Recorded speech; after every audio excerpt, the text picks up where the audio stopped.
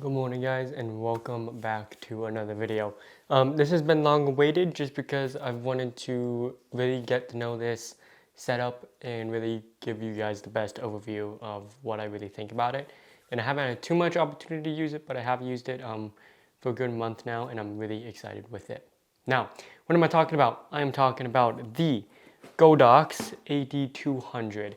This is going to be my flash setup for the very good future of my photography lifetime, and I've used it for about a month and I absolutely love it. I'm going to go really quickly over some specs, but basically this is just the smallest flash that you can basically buy that's wireless. From Godox, it sells for $2.99 and you get some accessories with it, and we'll walk through that. But flash sync up to 1/8,000th of a second. You have the range from 1/256th of a second to 1/10th of a second, and you can easily adjust that on the back LCD screen, which we will kind of show you here in a second. But it's battery powered, and the batteries I have come to learn will last a good like 6-7 hours of continuous shooting of just leaving it on. And it does come more with this speed light style attachment up front, but then you can also add in the bare bulb if you wanted to, bare bulb it. But you can't have a modeling light with the bare bulb, and I always like to shoot modeling lights, so I prefer the speed light version.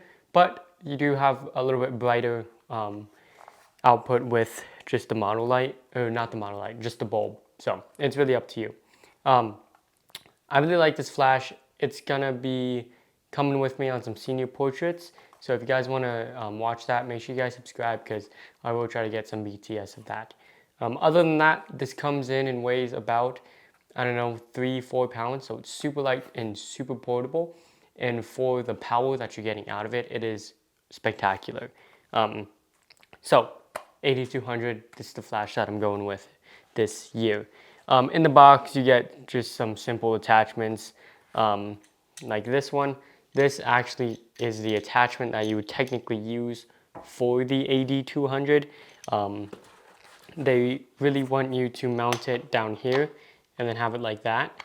But with a simple $50 buy, you can get this from Godox. And this is their mini Bowens mount into like the bigger Bowens mount. So the flash will just slide in here, and then you screw this down and lock it in place, and then you have a full Bowens mount up front, which will come into play here when I show you the modifier that I have and the one that I have stuck on for this. So this is the Godox Bowens mount. It'll be linked in the description below. I'm not sure the exact name of it, but I've used it for a while. It's not too cumbersome and it's really easy to use, and it's just a simple screw down and it locks in place honestly really well. I've never had an issue or I've never been scared of having that thing fall off. So the next thing we have here is this. This is the Godox X1R. This is the trigger that actually goes onto my Godox flash. For some reason, the Godox Q Pro C and the AD200 do not work in sync. If you guys have a solution for that, please let me know. But I bought this trigger for like $30 and it works perfectly. And it just plugs into the flash and it works really well. So this is the trigger for the flash, the Godox Q1RC. This is the one that goes on my camera, and actually, technically, it's just this. So this is the Godox Q Pro C flash trigger, and it's really nice. I like it. It has a nice screen on the front of it, and it is a 5-pin hot shoe. So when I bought this, I didn't realize that the EOS R50 does not have a 5-pin hot shoe. For some reason, Canon decided they wanted to switch it. So you have to buy this adapter right here. This is the Canon ADE1, and it goes from a 5-pin hot shoe into whatever the EOS R50 is, which is some weird new hot shoe. So make sure you check on what you're buying if you have an R50 or one of the newer mirrorless cameras. Now into the big boy. I have the 47-inch Godox Octa softbox here. It's really nice. I like it. It's a great modifier. You can kind of see it. I have the light for me over there, but you can see just how nice and smooth that light goes across it. And that is what I'm going to use for most seniors. It is a little bit big, honestly, but put together, it looks really good and it works really well. It just diffuses light so well. So let's kind of build this setup, and then we'll start taking some photos, and I'll walk you through how I would actually shoot with this setup. Okay, so getting this whole setup is pretty easy. You really just take this Godox attachment and slide it on right there. And before you actually do screw it in though, I have my receiver for the flash, which is right here. I have some zip ties on it. So what you do is you slide the little insert screw right there into that trigger zip tie that I put, and then you can screw that in to your stand, and it will stay perfectly right there and not put any strain on your corded cable right here. Okay, so now for the top part of things, this is the Godox AD200 here, and you just take this battery here and slide it right on in.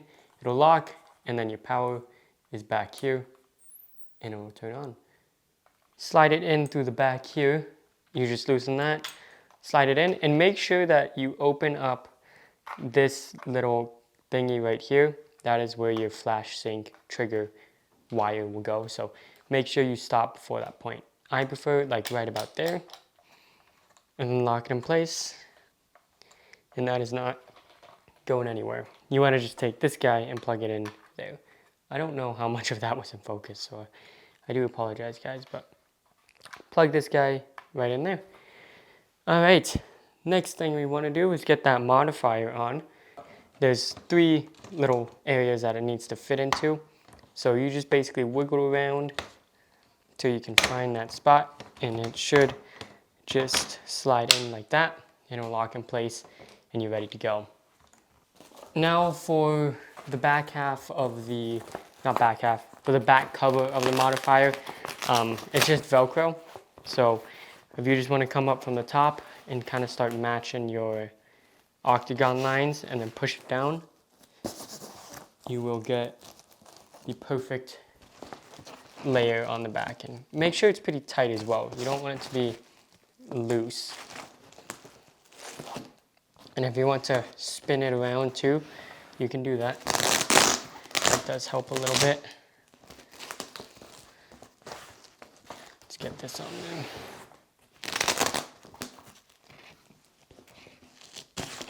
And then boom. Just like that, we have a fully built flash setup. So let's start using it. Okay, so before we do actually start shooting, I want to walk you through how I would actually set this flash up. So button on the side, turn it on, and it'll light up. And we're going to turn on our bottom flash trigger,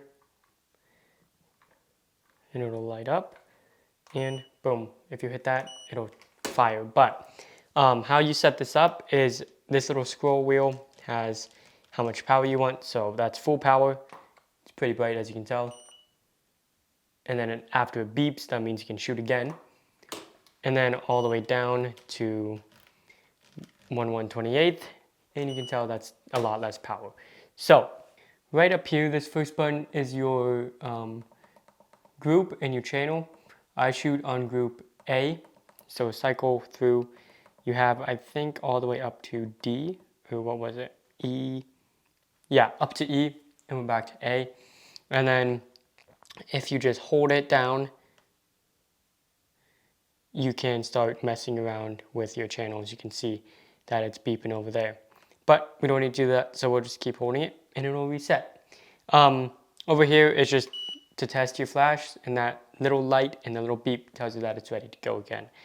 Down here you have your modes, so we have manual, we got multi, and then TTL, and back to manual. If you want me to make some separate video on what all of those mean, I can, but this is going to be real quick.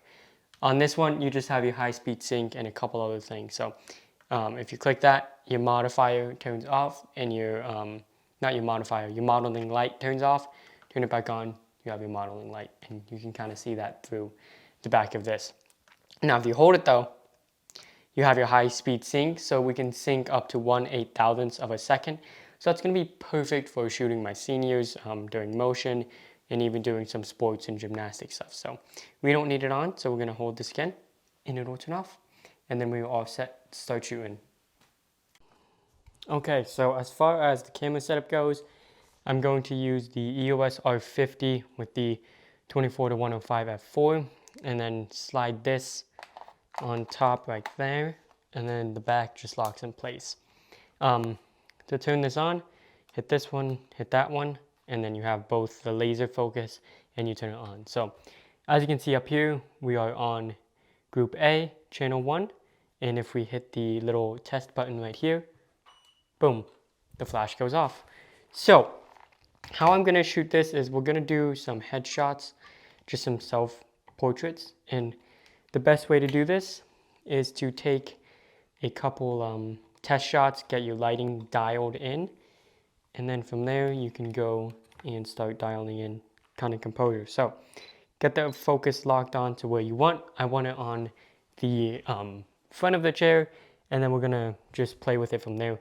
My settings, I'm shooting at 1/60th of a second at f8. So let's take that shot, and it's on a timer because I want to have enough time to get over there. But since we're just testing lighting, it doesn't really matter that much, but here it goes. Okay, so you kind of can see that image. We're zoomed in a little bit, but that is pretty much good lighting on how I would want it. Maybe back off to around 50 mil. Let's shoot this. So the best way I would like to pose is just sit right here, sit up nice and tall, maybe give a little bit of a lean in, and then just straight into the camera. And boom. That is how you take basically a professional headshot by yourself. As you can tell, it is pretty much sharp. I could back off my focus a little bit since I am off of that chair, but that's about as good as we can get. Yeah, so now we can kind of see both the camera and the flash. I'm gonna shoot that one more time just to get exactly what I want in terms of composition, but we will work into some different lighting styles as well. So nice and tall, bring your chin over your shoulder. Nice straight faced, and boom. So what we did right there and what you can kind of see is more of the just very professional and very natural headshot. You can see I have a nice Rembrandt on my face, and it's nothing special. It's a flash photo. It looks good.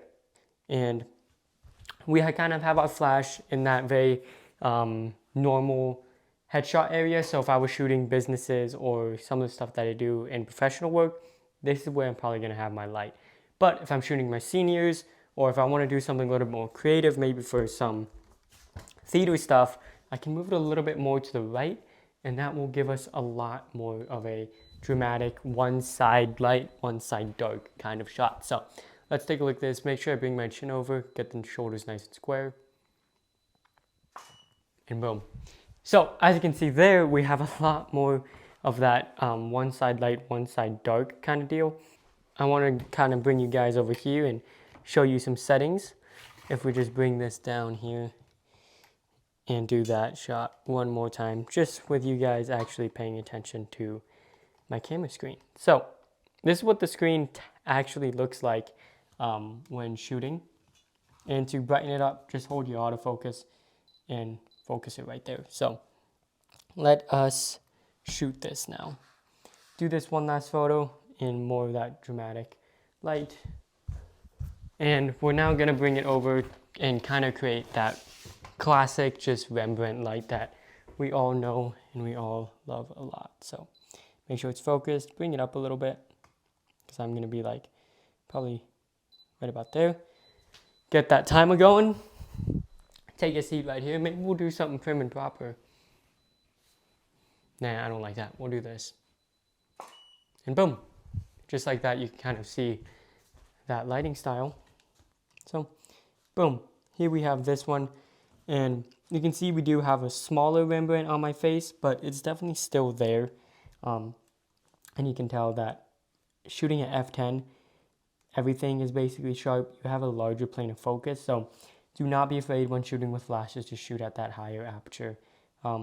we'll kind of go through here. You guys have already seen them up on the screen, but we started off with that really classic light and that little tester, and then, well, the YouTube video. So that's basically it for me. I hope you guys enjoyed. If you found this to be useful, please let me know in the comments below. Let me know if you're thinking about using any flashes for your upcoming sessions.